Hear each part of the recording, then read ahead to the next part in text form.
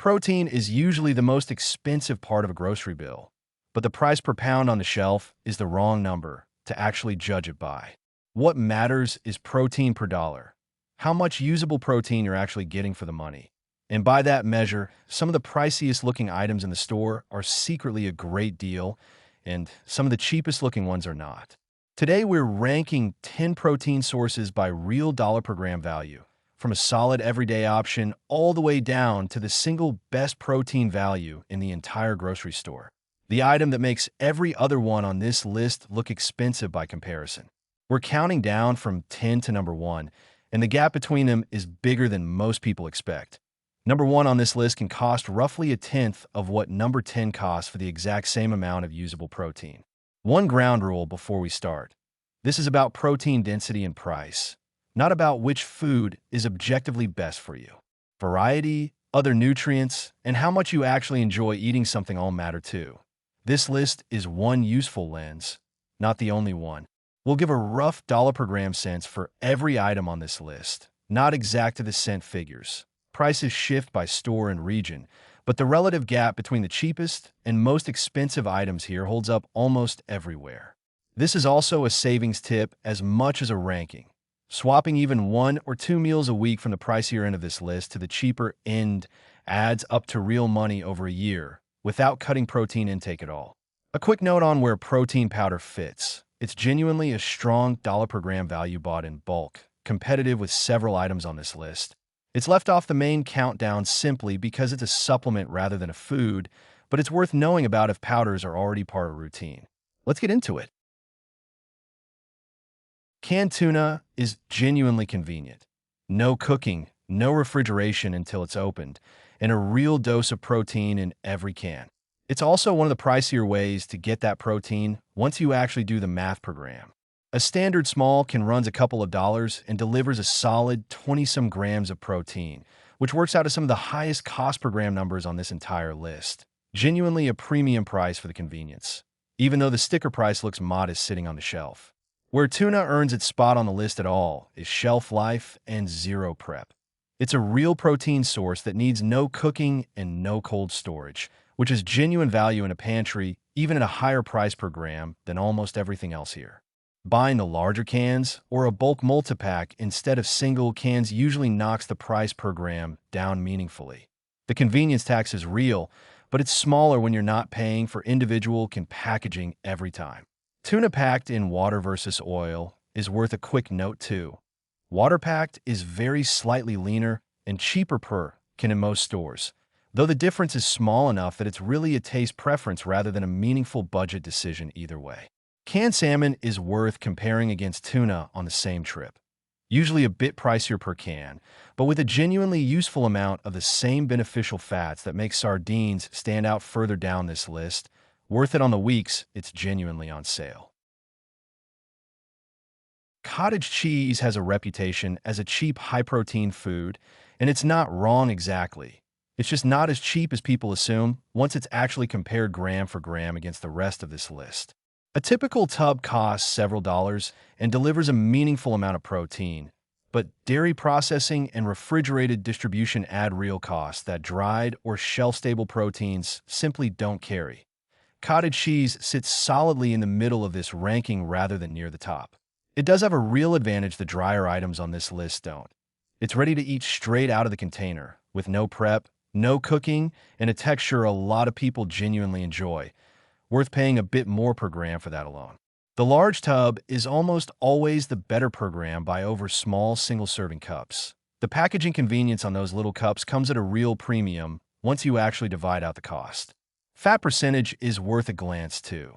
The lower fat versions are usually priced about the same as full fat, which means the protein per dollar number is often slightly better on the lower fat tub. A small detail that's easy to miss while shopping. Greek yogurt is a close relative worth a quick mention. Similarly protein-dense to cottage cheese, but usually priced a bit higher per gram, thanks to the straining process it goes through. A fine choice for the texture and flavor, just not the budget pick between the two. Eggs are one of the most efficient proteins in the entire grocery store, and they've earned their reputation as a budget staple honestly. A dozen eggs delivers a genuinely large amount of complete protein for a modest price. A dozen typically runs a few dollars and delivers around 70 grams of protein across all 12, which lands solidly in the better half of this ranking. Genuinely good value, just not the very best once dried staples enter the comparison. Eggs also carry an advantage that's easy to undervalue. They're a complete protein with every essential amino acid, cook in minutes, and work in nearly every meal of the day, from breakfast straight through to dinner. Buying the largest carton size available and comparing the per egg price against smaller cartons is worth doing every trip. The price per egg gap between carton sizes is often bigger than people expect. White and brown eggs are nutritionally identical despite the price gap that shows up in a lot of stores. The shell color is purely a difference in the breed of hen, not a difference in what's inside, which makes the cheaper carton the easy choice. Liquid egg products in a carton are worth a glance too, usually priced close to whole eggs per gram of protein, with the convenience of no shells and no cracking, though the plain carton of whole eggs is almost always still the cheaper of the two. A whole chicken is consistently one of the cheapest ways to buy chicken by the pound, even though it takes more effort than a package of boneless breast, and that effort is exactly what's buying the better price per gram of protein. Breaking a whole bird down yourself into breasts, thighs, wings, and a carcass for stock effectively means paying the whole bird price for parts that would cost significantly more bought separately and pre-cut. The labor of 5 minutes with a knife is where the savings actually comes from. A whole roasted chicken also stretches further than people expect. Dinner the first night, sandwiches, or a salad the next day from the leftover meat, and a pot of stock from the bones and carcass afterward. 3 meals worth of protein value from one purchase. That stock is worth actually making rather than throwing the carcass away. It's essentially free additional value, sitting on a bird you already paid for, and it turns into the base for soup, another meal's worth of protein-adjacent value. A pre-cooked rotisserie chicken from the deli counter is also worth comparing against a raw whole bird on any given trip. It's sometimes priced close enough to raw that the cooking labor is essentially free, which flips the math depending on the week and the store. Buying whole chickens when they're on sale and freezing them whole is a simple way to lock in the best price seen all month. A chest freezer full of whole birds bought at their lowest point is one of the more reliable long-term protein stockpiling moves there is. Chicken thighs consistently run cheaper per pound than chicken breast at nearly every grocery store, while carrying a comparable amount of protein. The difference in price mostly reflects demand and perception, not any real difference in protein content. Bone-in, skin-on thighs are typically the cheapest version, and while the bone and skin do reduce the edible protein slightly compared to boneless breast, the price gap more than makes up for it on a pure dollar per gram basis. Thighs also hold up better to a wider range of cooking methods without drying out, which matters practically as well as financially. Cheaper and more forgiving to cook is a genuinely good combination for a household staple. Buying the largest family pack and portioning it into the freezer the same day is where the real value shows up. Thighs on sale in bulk can be one of the single best protein deals in the whole meat case. Boneless, skinless thighs sit in between. Still cheaper than boneless breast in most stores. Still more forgiving to cook than breast, though naturally a bit pricier per gram than the bone-in version once the butcher's labor is priced in. Peanut butter is one of the most underrated protein values in the entire grocery store. It's shelved with condiments and spreads, which makes people mentally price it that way instead of comparing it against actual protein sources. A standard jar costs a few dollars and delivers well over 100 grams of protein across the whole container, alongside a genuinely large number of calories, which makes the price per gram of protein land near the top of this entire list. It's also one of the most versatile items here. Spread on bread, blended into a smoothie, stirred into oatmeal, or eaten straight off a spoon, which means it doesn't require a specific meal built around it the way a piece of meat usually does. The plain, no added sugar version in the largest jar available is consistently the best per gram value. The specialty and flavored versions cost noticeably more for the same protein content. Almond and cashew butter deliver similar protein, but at a noticeably higher price than peanut butter in almost every store, simply because peanuts are cheaper to grow and process at scale. Worth knowing if a recipe calls for nut butter, Generically, and any type genuinely works. Whole roasted peanuts themselves, bought in bulk and eaten as a snack, land at a similarly strong price per gram of protein as the ground-up butter version. Worth considering as a simple, minimally processed alternative on days a spread isn't what's needed. Canned sardines and mackerel are one of the best-kept secrets in the protein aisle. A small tin costs about the same as a candy bar and delivers a real, complete protein punch along with genuinely useful fats. A single tin typically runs $1 or $2 and packs in a meaningful chunk of protein relative to that price, landing well ahead of canned tuna on a pure dollar per gram basis, largely because these are smaller, cheaper fish to begin with. They also carry a genuine nutritional bonus beyond the protein number. Real omega-3 fats that most cheap protein sources on this list simply don't have, which is worth factoring in even outside the dollar per gram math. Like other canned goods, these store for years on a shelf with zero refrigeration, which makes them one of the few items on this list that's both a great daily value and a genuinely solid long-term pantry stock at the same time. The version packed in plain water or olive oil is generally the better value over ones packed in flavored sauce. The flavor versions taste good, but a meaningful part of that price difference is paying for sauce rather than more fish. Fresh, whole, small fish, when available, can beat even the canned price per gram in some regions and seasons. Worth a comparison at a fish counter specifically if one's nearby, though canned remains the more consistent, always available option. Textured vegetable protein, sometimes labeled as dried soy protein, is genuinely one of the least known items on this entire list, and also one of the best values. A dry, shelf-stable product that rehydrates and is something close to ground meat in texture. Sold dry and often found in the bulk bin section, it's remarkably protein-dense by weight, and because it's dehydrated, a small bag rehydrates into a genuinely large volume of usable food. The price per gram of protein lands near the very top of this list.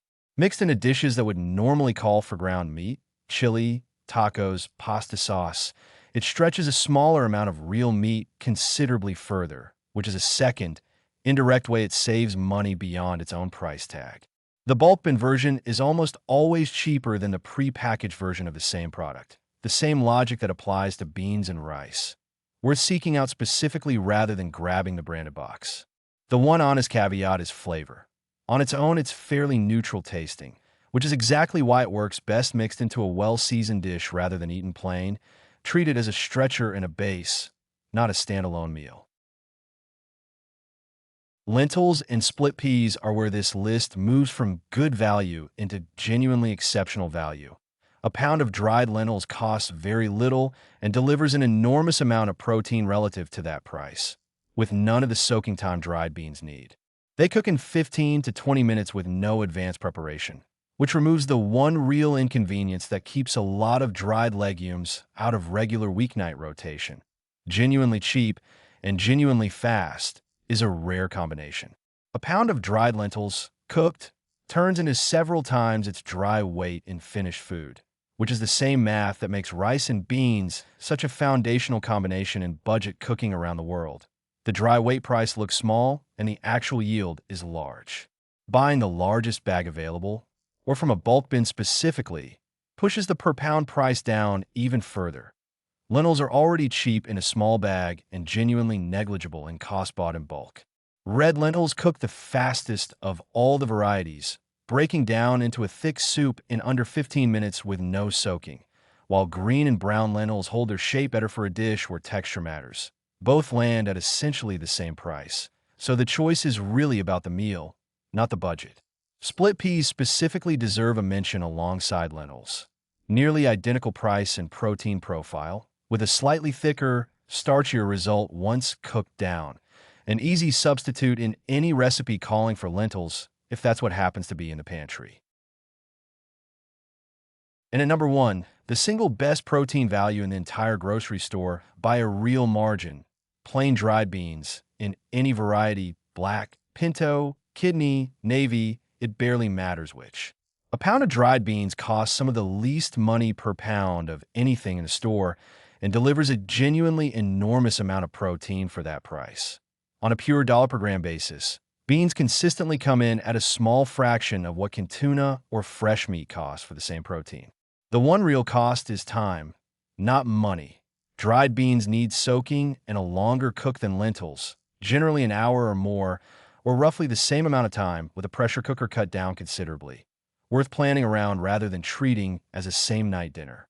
Cooked in a large batch and portioned into the freezer, that time cost effectively disappears after the first cook.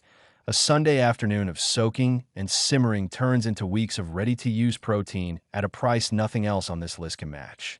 Paired with rice, beans also form a complete protein, which closes the one real nutritional gap that plain beans alone have. The same combination that shows up as a budget staple in food cultures worldwide, for exactly this reason. Canned beans are worth a direct comparison here too. Genuinely convenient, already cooked, no soaking required, but priced several times higher per gram of protein than dried beans, since a can is paying for water weight, the can itself, and someone else's cooking time. Dried remains the actual budget champion. Canned is the convenience trade-off version of the same food. So there you have it. 10 protein sources ranked by real dollar per gram value, from a solid everyday option in canned tuna all the way down to the single best protein value in the store, plain dried beans. Notice the pattern running through this entire list. The driest, most shelf-stable, least pre-processed items are consistently the cheapest per gram, while convenience, refrigeration, and packaging all add real cost on top of the protein itself. None of it is complicated, it's just rarely calculated this way at the shelf. None of this means the pricier items don't belong in a cart. Variety and what you'll actually enjoy eating matter as much as the math. It just means the cheapest way to hit a protein target most days is almost always a bag of dried beans or lentils, with the pricier items filling in the rest. A simple way to actually use this list. Build a week's meals around the bottom 3 or 4 items. Beans, lentils, eggs, chicken thighs, and let the pricier ones from higher on the list show up as the occasional variety meal rather than the daily default. Batch cooking the cheapest items once a week in freezing portions is where the time savings and the money savings end up pointing the same direction. The exact habit that makes a genuinely low-cost, high-protein diet actually sustainable instead of a one-week experiment. One last number worth sitting with. A household that shifts even a third of its protein purchases toward the cheaper half of this list can realistically save a meaningful chunk of the total grocery bill over a year, without any change in how much protein actually ends up on the plate. If this helps you plan a cheaper, higher protein grocery list, hit subscribe. New pantry and grocery smart videos almost every day, real numbers, no fear-mongering. And tell me in the comments, which one of these 10 surprised you the most? Stay stocked, stay smart, and I'll see you in the next one.